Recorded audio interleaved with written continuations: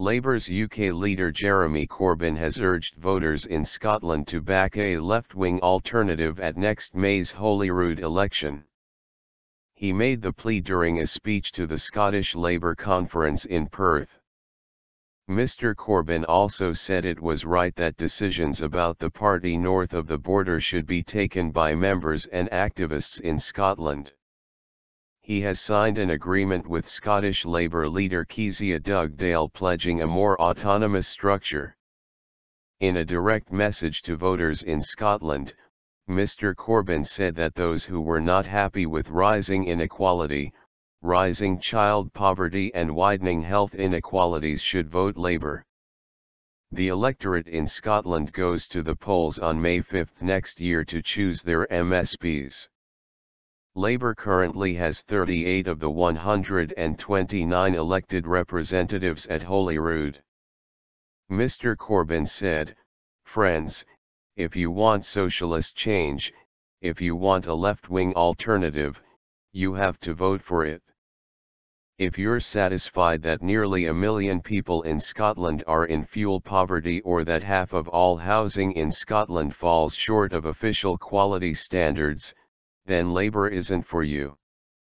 But if you're not content, if you won't walk by on the other side, then vote for a party next May that is a democratic socialist party in both our words and our deeds.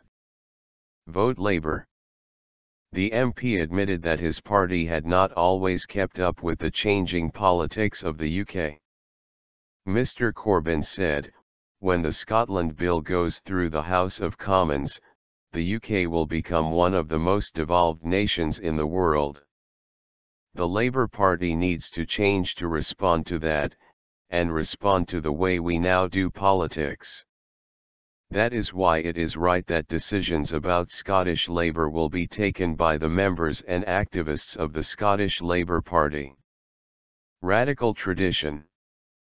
Mr. Corbyn set out his vision for Scotland and the UK as he called for the sunshine of socialism to break through against the narrow, nasty politics of David Cameron's Conservatives. And he said the radical tradition that has always been alive in Scotland had inspired him throughout his political career. Mr. Corbyn also criticised the record of the SNP government in Edinburgh on education and the NHS, both areas which are devolved to Scotland.